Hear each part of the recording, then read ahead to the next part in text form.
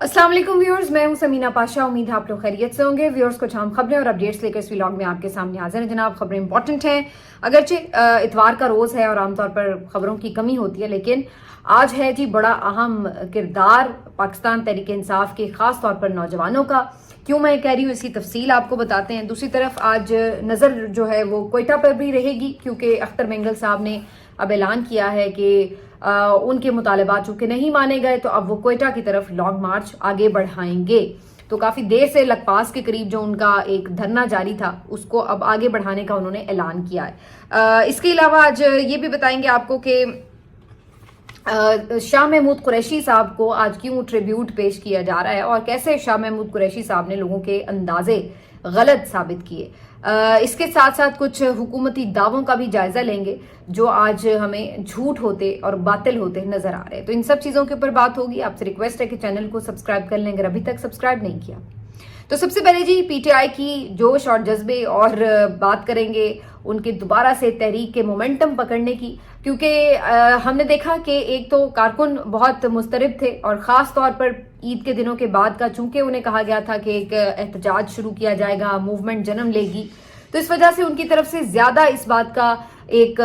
आप कह सकते हैं कि दबाव बढ़ाया जा रहा था क़यादत के ऊपर कि अब लाहेअमल दें, आपके पास क्या स्ट्रैटेजी है, ईद गुजर चुकी, अब बताइए कि खान की रिहाई के लिए आप क्या करने जा रहे हैं। तो अभी तक जो उनकी मेन लीडरशिप है, मेन लीडरशिप में जब कहती हूँ तो मेरा कहने का मतलब होता है कि बैरिस्टर गौहर, सलमान अकरम राजा, उमर अयूब,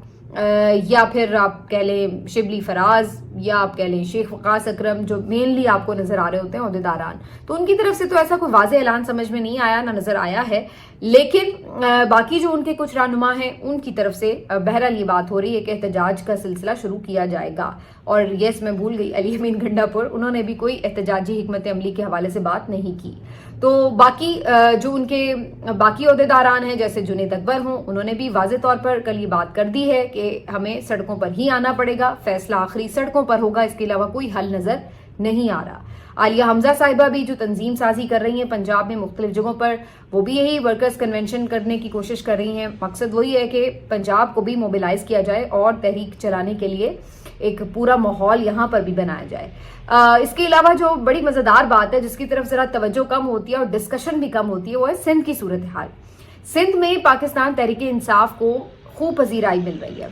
अभी मैं देख रही थी जो आज रैलीज निकली हैं हफ्ते के रोज कराची में, मतलब मैसिव रैलीज निकली हैं, और खास तौर पर ये जो इनका यूथ विंग है उनकी तरफ से ये रैलीज निकाली गई हैं। और आप यकीन नहीं करेंगे कि मतलब ठीक ठाक बड़ा क्राउड था इन रैलीज में और उनका जज्बा भी दीदनी था। ये नहीं कि सिर्फ लोग थे और पता नहीं है कि क्या है क्यों है, नहीं, आपको वैसे ही पता है कि कराची के लोग बड़े वेल इन्फॉर्म्ड और बड़े बाशऊर लोग हैं, पढ़े लिखे तबकात यहाँ पर आपको नजर आते हैं। और यहाँ जो लोग जिस तरह से बाहर निकलते हैं हर कॉल पर, अगरचे यहाँ पे कभी आप देख लें कि मेन लीडरशिप उस तरह तवज्जो नहीं दे पाई, इवन इमरान खान भी बहुत ज़्यादा कराची की तरफ फोकस नहीं कर पाए, लेकिन इसके बावजूद भी वहाँ पे इनकी पजीराई बहुत ज़्यादा है। और अभी 2024 के इलेक्शन में आपने देखा था कि जिस तरह से सारी जो कराची की सीट्स थी वो तो सारी पीटीआई जीत गई थी। तो ये सूरत हाल बाकी जगहों पर भी अब नजर आने लगी है। हैदराबाद में बहुत जबरदस्त आज रैली निकली है, कराची में मुख्तलिफ रैलीज निकली हैं, और फिर खास तौर पर अब अंदरून सिंध का भी आहिस्ता आहिस्ता दरवाजा खटखटा रही है पाकिस्तान तहरीक इंसाफ। और वहां पर जो इनके सूबाई सदर हैं उन्होंने जो सिंध के अंदरून इलाके हैं वहां जाकर भी रैलीज निकालने, वर्कर्स कन्वेंशन करने और मुख्तलिफ लोगों से मिलने मिलाने का सिलसिला शुरू किया है। तो सिंध में अगरचे मेन लीडरशिप उस तरह से मूवमेंट नहीं चला रही, लेकिन आप ये कह सकते, मेन लीडरशिप में मरकजी क़यादत की बात कर रही हूँ, लेकिन सूबाई सतह पर वहां पर बहरहाल एक आपको नजर आता है कुछ ना कुछ एक्टिविटी, कोई ना कोई कन्वेंशन, कोई ना कोई वहां पे जलसा जुलूस रैली, कुछ ना कुछ चल रहा है। बहुत बड़ा जलसा ऑर्गेनाइज नहीं करने दिया गया क्योंकि उसके लिए फिर जाहिर है आपको प्रॉपर एक लेके इजाजत वगैरह और फिर वो करना पड़ता है, और उसको बार बार डिनाई किया गया। 2-3 दफा कोशिश की गई है मज़ार-ए-क़ायद पर जलसे की, लेकिन वो इजाजत नहीं मिली। लेकिन अदरवाइज वहां पर हर रोज ही तकरीबन कोई ना कोई छोटा मोटा फंक्शन आपको नजर आ रहा होता है, कोई ना कोई इवेंट वहां पर हो रहा होता है। तो ये चुपके चुपके तब्दीली जो है वो सिंध में आई पड़ी है जनाब। तो आप इधर पंजाब रोकते रह गए हैं, उधर सिंध जो है उधर सफाया हो रहा है पीपल्स पार्टी का, तो जरा वहां पे भी नजर दौड़ाइए कि वहां पे सूरत हाल है क्या। तो अब ये सब तो हो रहा है दोनों सूबों के, जैसे मैंने आपको बताया। तीसरी तरफ क्या हो रहा है कि पेशावर में ایک تو آلریڈی ظاہر ہے وہاں پہ گورنمنٹ بھی ہے, وہاں پہ پاپولیرٹی بھی ہے, اور وہاں پر جو ایک تھوڑی سی مایوسی آئی ہوئی تھی کیونکہ 2-3 مرتبہ احتجاج کو یہاں سے کے پی سے ایک بڑا پاور ہاؤس تو وہی تھا,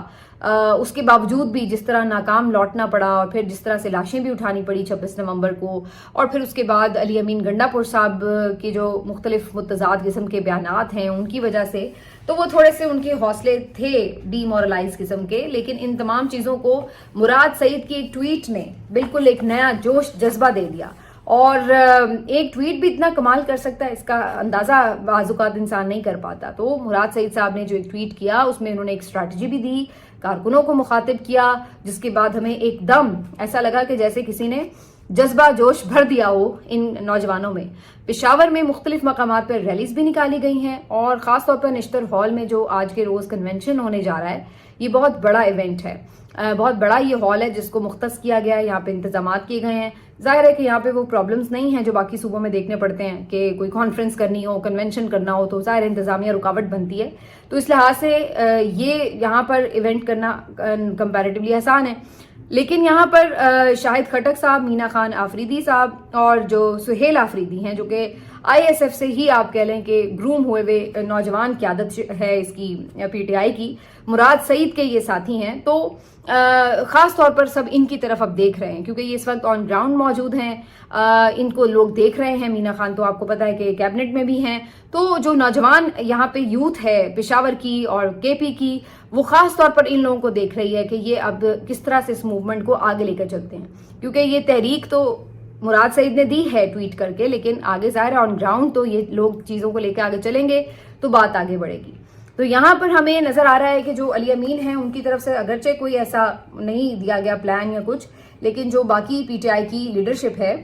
جنید اکبر سمیت اور باقی لوگ, وہ اب اس کی طرف بڑھے ہیں کہ احتجاج ہی کرنا پڑے گا, معاملہ سڑکوں پر ہی حل ہوگا. کیونکہ باقی اگر آپ سسٹم دیکھیں تو بالکل کنٹرول کر لیا گیا ہے. چاہے آپ عدالتوں کا حال دیکھ لیں کہ جہاں پہ پھر بھی پہلے کچھ ریلیف مل جاتا تھا, کوئی انصاف پر مبنی فیصلہ آ ہی جاتا تھا 10 گندے فیصلوں کے بعد, لیکن اب تو کوئی سین ہی نہیں ہے کہ آپ کچھ امید ہی نہیں کر سکتے. تو اس کے بعد اب انہیں سمجھ آ رہی ہے کہ جناب یہ بات جو ہے, گھی جو ہے وہ سیدھی انگلی سے نہیں نکلنے والا. تو اب یہ صورتحال ہے کہ جی یہ احتجاج کا موڈ جو ہے وہ آن ہو چکا ہے, اور جو یہ کنونشن ہوگا 6 تاریخ کا, یہ بہت امپورٹنٹ ہوگا. آپ کہہ سکتے ہیں کہ یہ ایک طرح سے مومنٹم سیٹ کرے گا, ڈائریکشن سیٹ کرے گا آگے کے لیے. جو پورا لاہ عمل ہے اس کے لیے یہ ایک پہلا آپ کہہ لیں کہ سٹیپ ہوگا, اور اس کے بعد پھر اس میں اگر یہ کامیابی سے آگے بڑھایا گیا تو پھر آپ کو اس میں ایک تیزی بھی نظر آئے گی, جنون بھی نظر آئے گا, اور پھر آپ کو نظر آئے گا کہ جو باقی سینئر لیڈرشپ ہے اس کو بھی اس کو آگے لے کے چلنا پڑے گا, اس کے آگے لگنا پڑے گا. ورنہ یہاں پر جو صورتحال ہے وہ یہ کہ لوگ جو ہے پھر آپ کو بھی احتساب کے کٹہرے میں کھڑا کر دیتے ہیں اگر انہیں نظر یہ آئے کہ آپ بھی کہیں نہ کہیں خاموشی اختیار کیے ہوئے ہیں یا کوئی فعال کردار ادا کرنے سے قاصر ہیں, تو پھر لوگ آپ کو بھی نشانے پر لے رہے ہیں. تو یہ اب انہیں بھی سمجھ آ رہی ہے لیڈرشپ کو بھی کہ یہ صورتحال اسی طرف بڑھ رہی ہے. اب یہ ساری چیزوں کے بعد ایک ہمیں نظر تو آ رہا ہے کہ یہ جو پی ٹی آئی کا ایک احتجاج چل رہا ہے, لیکن اس دوران کوئٹہ میں بھی صورتحال کیا ہے. وہاں پر آپ کو پتا ہے اختر مینگل صاحب دھرنا دے کے بیٹھے ہیں لکپاس میں, کافی دنوں سے ان کا یہ دھرنا جاری ہے. وہاں پہ پی ٹی آئی نے بھی آ کے سپورٹ کیا انہیں, دیگر جو تحریک تحفظ آئین پاکستان کے رہنما ہیں انہوں نے بھی سپورٹ کیا ہے. اب کافی دنوں سے یہ دھرنا جاری تھا, ایک دفعہ بیچ میں پہلے بھی حکومت کے لوگ آئے, اب لاسٹ ٹائم انہوں نے صادق سنجرانی کو اور باقی کچھ لوگوں کو بھیجا وہاں پر بات چیت کرنے کے لیے اختر مینگل صاحب سے, لیکن وہ مذاکرات کامیاب نہیں ہو سکے. اور اختر مینگل صاحب کا یہ کہنا ہے کہ مہرنگ بلوچ کی رہائی, دیگر خواتین کی رہائی ہو, اور یہ تو امیجیٹ مطالبہ ہے. اور اس کے بعد پھر باقی چیزیں ہیں کہ کس طریقے سے آپ نے صوبے میں جو مسائل ہیں لاپتہ افراد کے حوالے سے, صوبے کے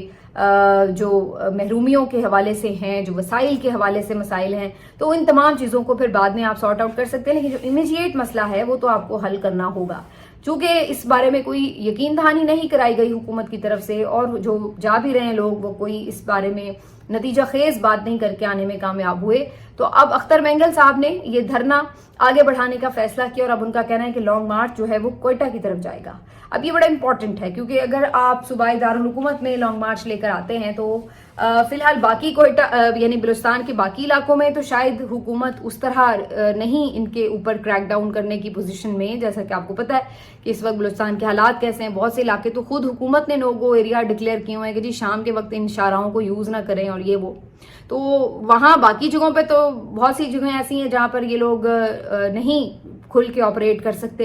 لیکن تیسری طرف کوئٹہ میں ظاہر ہے کہ پھر بھی ایک حکومتی مشینری موجود ہے, تو وہاں پر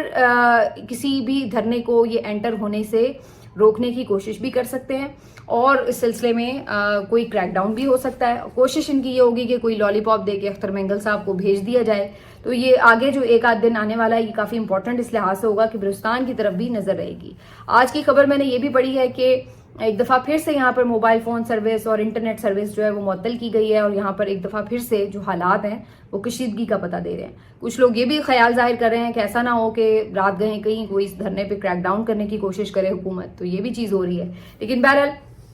اب دیکھتے ہیں کہ یہاں پر یہ دھرنا اگر آگے موو کرتا ہے کوئٹہ کی طرف تو حکومت کے لیے کس قدر پریشانی کا باعث بنتا ہے. تو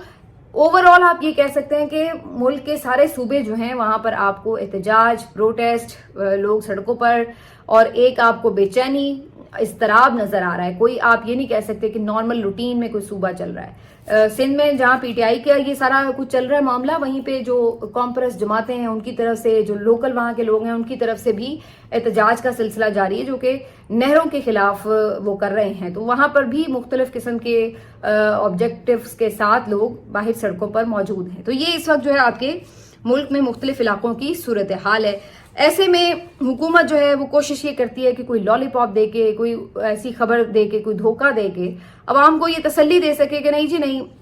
یہ لوگ تو بس بلا وجہ انتشار پھیلانے کی کوشش کر رہے ہیں, اصل میں تو ہم آپ کی خدمت کر رہے ہیں, ہم تو آپ کے لیے بڑے اچھے کام کر رہے ہیں, ہم تو آپ کو بڑا ریلیف دے رہے ہیں. تو یہ آپ کی آنکھوں میں دھول جھونکنے کے لیے بہت سے اعلانات بھی کرتے ہیں. مثال کے طور پر ابھی انہوں نے ریسنٹلی جو اعلان کیا ہے کہ جی 7-7.5 روپے بجلی کا یونٹ جو ہے وہ سستا کیا گیا ہے. تو اس کے اوپر بھی آج ان کے اپنے جو وفاقی وزیر ہیں وہ یہ کنفرم کر رہے ہیں کہ جو بیسک ٹیرف ہے اس میں یہ تبدیلی نہیں کی گئی, یعنی جو بنیادی اس کا پیکج ہے, یونٹ ہے, یونٹ کی جو قیمت ہے بجلی کی اس میں کمی نہیں کی گئی, بلکہ جو اس کے اوپر بہت سے ٹیکسز ہوتے ہیں, بہت سے اور سرچارجز ہوتے ہیں, ان میں آپ کو تھوڑا بہت جو ہے جو آلریڈی وہ بہت زیادہ ضرورت سے بہت زیادہ لے رہے ہیں ان میں کہیں پہ آپ کو یہ تھوڑا بہت ایڈجسٹمنٹ کیا گیا ہے. اور اس کے علاوہ بھی یہ کوئی پرماننٹ ایڈجسٹمنٹ نہیں ہے, یہ بھی صرف وقتی ایڈجسٹمنٹ کیا گیا ہے. ایک تو اس میں یہ بھی بتایا جا رہا ہے کہ جو فیول پرائس ایڈجسٹمنٹ کی مد ہوتی ہے اس میں چونکہ اب فیول کے پرائس کم ہوئے ہیں تو اس کی وجہ سے تو آٹومیٹکلی آپ کو وہ کم کرنا پڑے گا فیول پرائس, ٹھیک ہے نا. جو فیول پرائس ایڈجسٹمنٹ کی مد ہوتی ہے بجلی کے بلوں میں, اس میں کیا ہوتا تھا کہ جب آپ کا تیل مہنگا ہوتا ہے تو پھر بجلی بھی مہنگی ہوتی تھی کیونکہ اس کی کاسٹ بڑھ جاتی ہے. تو اگر اب وہ سستا ہوا ہے تو پھر تو اس لحاظ سے اسی تناسب کے ساتھ آپ کی جو بجلی کی کاسٹ ہے وہ کم ہونی چاہیے. لیکن وہ تناسب تو دور کی بات ہے, بہت ہی اونٹ کے منہ میں زیرے کے مترادف آپ کو ریلیف دیا گیا ہے بجلی کے چکر میں. یہ اب آپ اندازہ لگائیے کہ اتنا زیادہ جو آئل پرائس ہے وہ مارکیٹ میں گری ہے, تو یہاں پر سیدھا براہ راست آپ کو عوام کو ریلیف یہ دینا چاہیے تھا کہ آپ پیٹرول کی پرائس کم کرتے,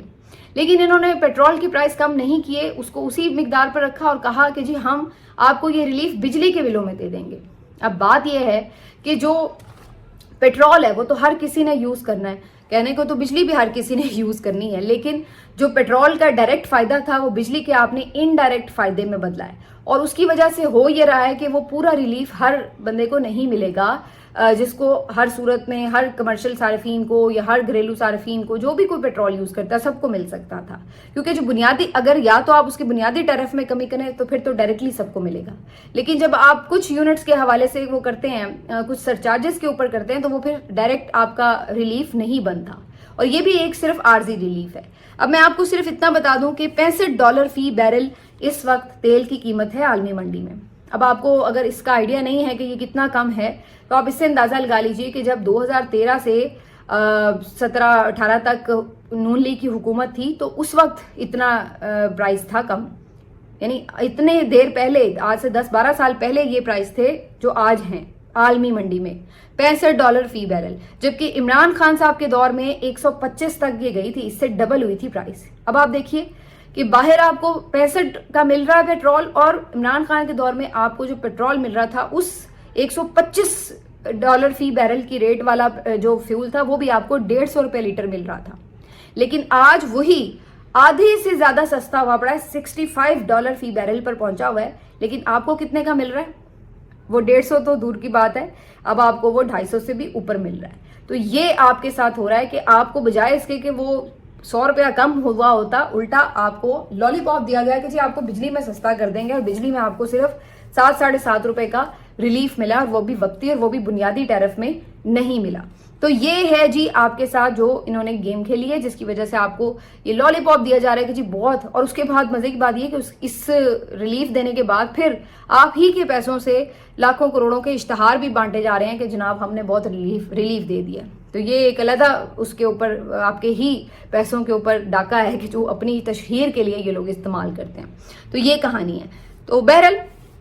लोग फिर भी इसके बावजूद भी ये नहीं है कि इनकी बातों में आ जाते हैं या उन्हें समझ नहीं है, लोगों को पता है कि उनके साथ क्या हो रहा है, और इसी वजह से वो अच्छे से समझते हैं कि ये सारी चीजें करने का मकसद क्या है। इसी वजह से आपको आज भी लोग बेचैन नजर आते हैं, लोग सड़कों पर नजर आते हैं। आखिर में बात करेंगे शाह महमूद कुरैशी साहब की। शाह महमूद कुरैशी साहब को जी आज पूरे 600 दिन हो चुके हैं जेल के अंदर कैद हुए, और शाह महमूद कुरैशी साहब वो शख्सियत हैं जिनके बारे में जब वो खान साहब के साथ थे जब भी, और जब ये क्राइसिस शुरू हुआ तब भी बहुत से लोगों का ये कहना था कि शाह महमूद कुरैशी इमरान खान साहब के साथ शायद वफा ना निभा पाएं, मुमकिन है कि वो उनको छोड़ जाएं। तो ये बहुत से लोगों के बारे में ये तासुर जहां था तो वहां पे उनमें शाह महमूद कुरैशी भी शामिल थे। लेकिन आज शाह महमूद कुरैशी साहब की 600 दिन की कैद ने ये तमाम दावे और अंदाजे गलत साबित किए हैं। आज ये पता चलता है कि शाह महमूद कुरैशी, जिनको नायब कप्तान भी कहा जाता है, वो वाकई इमरान खान का नायब भी है और उसका सबसे बढ़कर वफादार भी है, जिन्होंने वाकईतन बगैर किसी ओरिजिनल, जिसको कहते हैं ना ओरिजिनल मुकदमा भी नहीं है उनके ऊपर कोई, उसके बावजूद भी उन्होंने 600 दिन मुकम्मल ईमानदारी के साथ, इस्तिकामत के साथ, जज्बे के साथ जेल में काटे हैं। अगरचे ये बहुत दफा रिकॉर्ड पे लाया जा चुका है, और उनकी साहबजादी ने भी बहुत दफा ये बात रिकॉर्ड पे रखी है कि उनको बहुत दफा ऑफर की गई है। ये तो सबसे ज्यादा, जिसको कहते हैं ना कि पहला जो प्लान था ना इमरान खान को पकड़ने के बाद, जो पहला प्लान था वो किसी भी सहाफी के जहन में भी जो आया होगा, क्योंकि एस्टेब्लिशमेंट को सभी जानते हैं कि उनका पहला प्लान क्या हो सकता है, तो सबका यही सोच गई कि जी सबसे पहला प्लान यही होगा कि इमरान खान को माइनस करो, शाह महमूद कुरैशी को उसकी जगह रिप्लेस कर देंगे। लेकिन ये शाह महमूद कुरैशी साहब थे कि जिन्होंने इस बात से सीधा और खरा इनकार किया, और वो आज तक इसी इनकार की सजा भुगत रहे हैं। ये ऑफर्स उन्हें बीच में कई मरतबा आए कि आप अपनी मुश्किलात आसान कर लें, आप बाहर आएं और इमरान खान का साथ छोड़ दें, तो आपके लिए आसानियां भी हैं, बल्कि हो सकता है कि उन्हें कोई ज़्यादा बेहतर ओहदे भी मिल जाते, बेहतर ऑप्शंस भी मिल जाती। लेकिन शाह महमूद कुरैशी साहब ने तमाम लोगों के दावों के बरक्स और उनके तमाम अंदाजों के बरक्स अपनी वफा निभाई और भरपूर तरीके से डंके की चोट पर निभाई। साइफर केस में उन्हें 10 साल सजा हुई, जो कि वो पहले ही बता चुके थे कि ये झूठा केस है, और वो फिर बाद में हाई कोर्ट से सजा खत्म हुई, वो बाइज्जत बरी हुए उस केस में, और उसके बाद फिर उनके ऊपर झूठे 9 मई के मुकदमात बनाए गए, जबकि सबको मालूम है कि 9 मई के दिन वो सिंध में मौजूद थे, और उनके ऊपर जो मुकदमे बनाए गए हैं कोई गुजरांवाला में बनाया गया, कोई लाहौर में बनाया गया, जबकि वो इस सूबे के अंदर भी मौजूद नहीं थे। फिर भी इस तरह के जाली केसेस में उनको फंसाया गया, और इसकी वजह जो है वो पीछे सिर्फ और सिर्फ ये है क्योंकि वो इमरान खान के साथ खड़े। अगर वो इमरान खान को छोड़ दें तो उनकी मुश्किलात आसान हो जाए। और ये कोई मैं नहीं सिर्फ कह रही, या आप कोई भी सहाफ़ी देख लें वो भी आपको यही खबर दे रहे हैं, और सबका ये इस बात पर इत्तेफाक है, इवन जो उनके मुखालिफ हैं वो भी उनकी इस्तकामत पे दाद दिए बगैर नहीं रह सके। जिनके साथ हमेशा सियासी मुखालफत रही है उन्होंने भी उनको सपोर्ट किया है कि जी शाह महमूद कुरैशी ने वाकई तौर पर वफा निभाई है। तो आज नायब कप्तान को भी 600 दिन मुकम्मल हो चुके हैं। ना जाने इनकी भी ये खुलासी कब होगी। ये बेकसूर लोगों को इन्होंने जो जेल में रखा हुआ है, तो इसका हिसाब तो अल्लाह ताला यकीनन लेंगे। लेकिन अब ये ज़रूर है कि मेरा ख्याल है कि वो तमाम लोग जो कोई शाह महमूद कुरैशी साहब की वफादारी पर उंगली उठाते हैं, उन्हें इससे बाज आ जाना चाहिए। अब इससे ज़्यादा और किसी ने क्या इम्तिहान देना है, वो अपने इम्तिहान में सुरखरू हो चुके हैं। मिलते हैं आपसे अगले वीडियो में, अपना ख्याल रखिए, अल्लाह हाफिज़।